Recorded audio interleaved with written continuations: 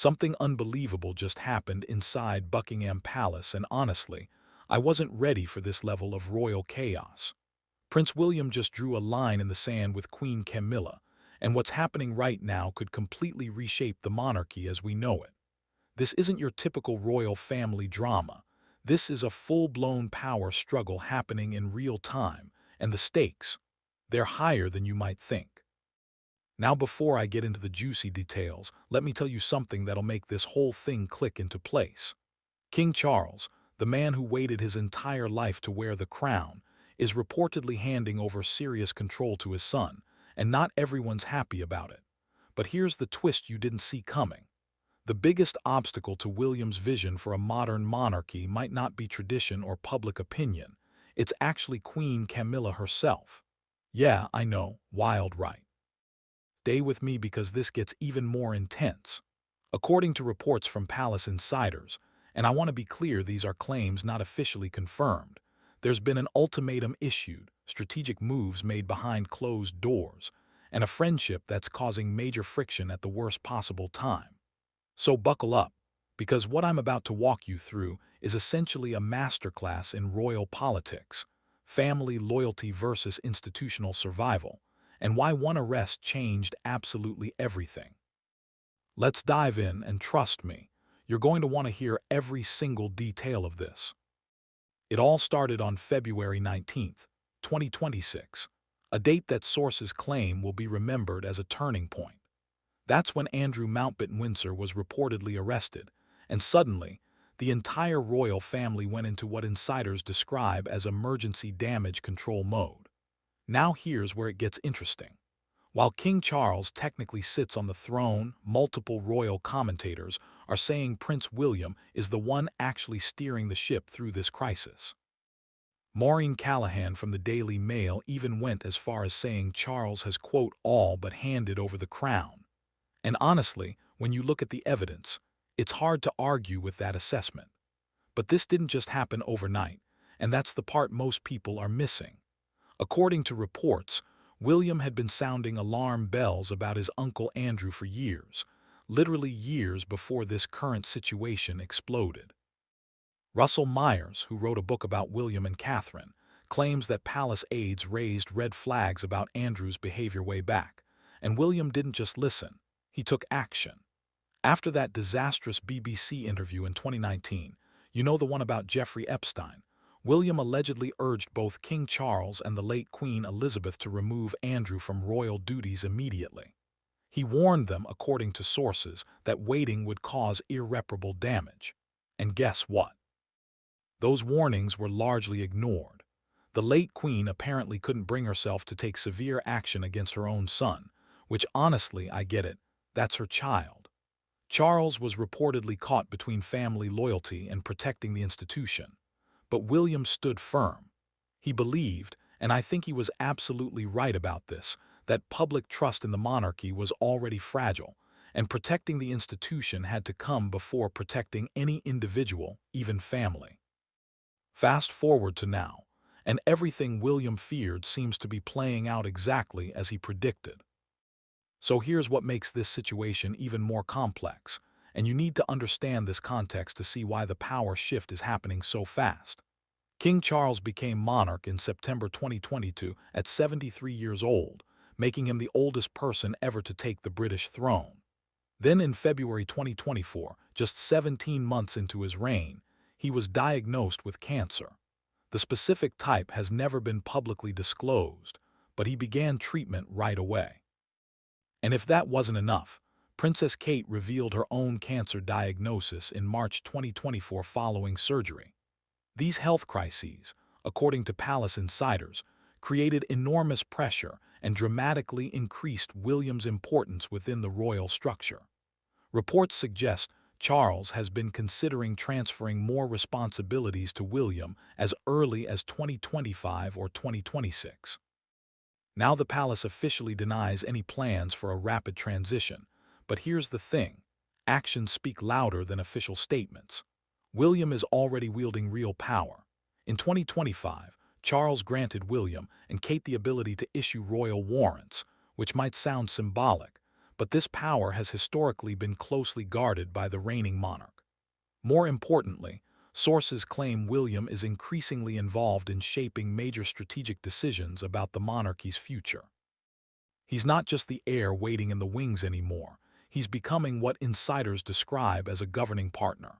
And look, I think this actually makes sense. At 77 years old and undergoing cancer treatment, Charles understands his reign may not stretch decades like his mother's did. The transition isn't some distant possibility. It's allegedly already underway, whether the palace admits it publicly or not. Now let me tell you about William's vision, because this is where things get really interesting and where the conflict with Camilla starts to make sense. William wants the monarchy to function more like a modern organization, which honestly sounds refreshing to me. His approach reportedly focuses on transparency, accountability, and clear leadership structures, basically how successful companies operate in the 21st century. He's already tested this model through the Royal Foundation, which he runs with Kate.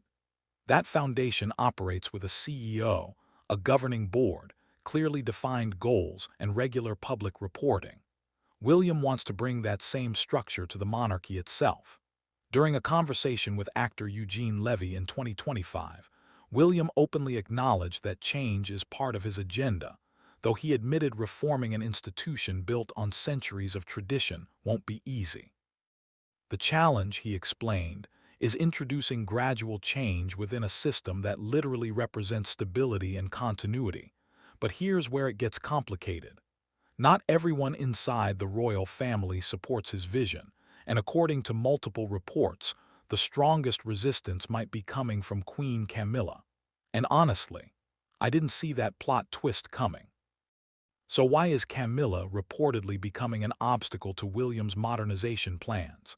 Much of the tension, according to sources, centers around her long-standing friendship with Sarah Ferguson, Andrew's former wife. William believes the monarchy must completely distance itself from anyone connected to Andrew's situation. Camilla disagrees. She's known Sarah Ferguson since the 1970s, and according to insiders, she thinks cutting off a decades-long friendship would be unfair. To William, though, this isn't about personal loyalty, it's about public perception. He believes, and I think there's valid reasoning here, that maintaining ties to Andrew's circle could damage the monarchy's credibility at a time when trust is already fragile. This disagreement has allegedly created a visible divide between the future king and the current queen consort, and the tension doesn't stop there. Another rivalry is reportedly emerging between Princess Kate and Queen Camilla. Sources claim Kate has been deeply involved in managing the palace's response to the Andrew crisis, working with advisors, shaping public messaging, and coordinating strategy alongside William. Camilla allegedly sees this as an intrusion and believes Kate's involvement makes both her and King Charles appear weak. King Charles, however, is said to defend Kate's role, insisting she's simply trying to help stabilize the monarchy during a difficult time. For years, the relationship between Camilla and Kate has been described as polite but distant. Now, under the pressure of this crisis, that fragile balance may be breaking. And here's where the story reaches its peak intensity. In late February 2026, the conflict reportedly escalated dramatically. Prince William is said to have issued Camilla a clear demand: distance herself publicly from Sarah Ferguson or risk further damage to the monarchy's reputation. Let that sink in for a second. Traditionally, the heir to the throne does not issue directives to the queen consort, but according to palace insiders, these are not ordinary circumstances.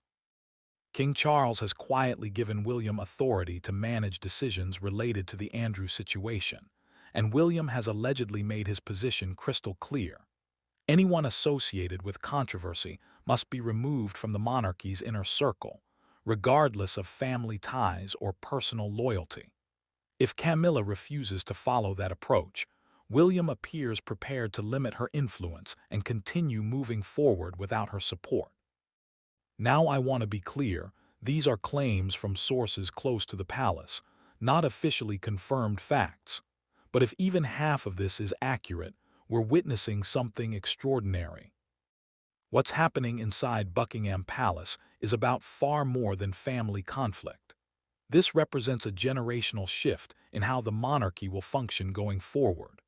William's vision reportedly includes a smaller royal family, stricter control over who represents the crown, and zero tolerance for behavior that damages the institution. When he eventually becomes king, the monarchy may look very different from what we know today. More transparent, more structured, and far less forgiving of controversy. Princess Kate is expected to play a much more active role as queen consort, acting not only as a public figure, but as a strategic partner in shaping the institution's future. But first, the monarchy must navigate the crisis unfolding right now, and the coming months will be critical. If the royal family can manage this situation effectively and demonstrate real accountability, the monarchy may emerge stronger. If not, calls to abolish it could grow louder. One thing, however, is already clear. The transition of power has begun. King Charles remains the monarch, but Prince William is steadily gaining control.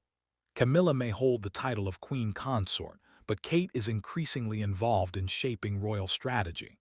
The older generation still officially leads, but the next generation is already stepping forward.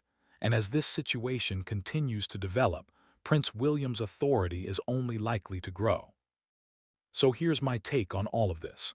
I think William is playing the long game here, and honestly, he might be right.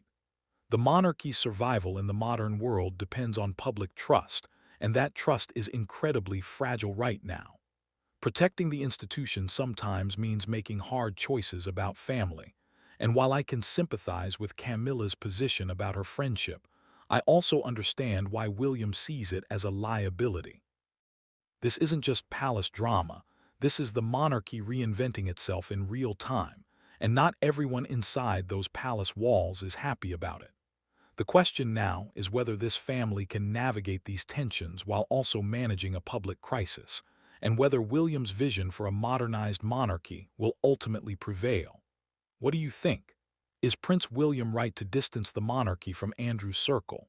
Should Camilla end her friendship with Sarah Ferguson? And could this power struggle lead to King Charles stepping down sooner than expected? Drop your thoughts in the comments below. If this breakdown gave you a new perspective on what's really happening inside Buckingham Palace, hit that like button and subscribe for more royal updates. Thanks for watching, and I'll see you in the next one.